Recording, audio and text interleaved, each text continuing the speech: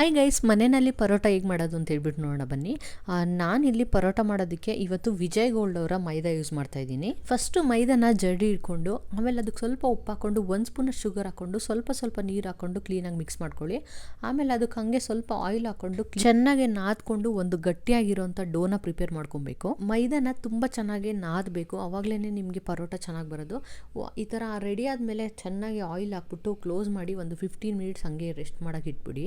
ಸ್ವಲ್ಪ ಟೈಮ್ ಆದಮೇಲೆ ಚಿಕ್ಕದಾಗೆ ಕಟ್ ಮಾಡಿಕೊಂಡು ಅದಕ್ಕೆ ಮತ್ತೆ ಆಯಿಲ್ ಹಾಕ್ಬಿಟ್ಟು ಮತ್ತೆ ಒಂದು 15 to 20 ಮಿನಿಟ್ಸ್ ರೆಸ್ಟ್ ಮಾಡಕ್ಕೆ ಬಿಡಿ.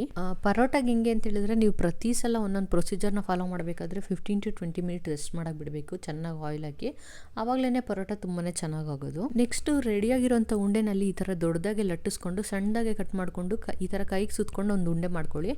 ಈ ಪರೋಟನ ಮನೆ ಮೇಲೆಲ್ಲ ಮಾಡ್ಕೊಳ್ಳೋಕೆ ಕಷ್ಟ ಆಗುತ್ತೆ, ಸೊ ಈ ಥರ ಕೌಂಟರ್ ಟಾಪ್ ಮೇಲೆ ಲಟ್ಟಿಸ್ಕೊಂಡು ಮಾಡಿದ್ರೆ ಬೆಟರು. ಪರೋಟನ ಸ್ವಲ್ಪ ದಪ್ಪಗೆ ಲಟ್ಟಿಸ್ಕೊಂಡು ಸ್ವಲ್ಪ ಜಾಸ್ತಿ ಎಣ್ಣೆ ಹಾಕ್ಬಿಟ್ಟು ಬೇಯಿಸ್ಕೊಳ್ಳಿ.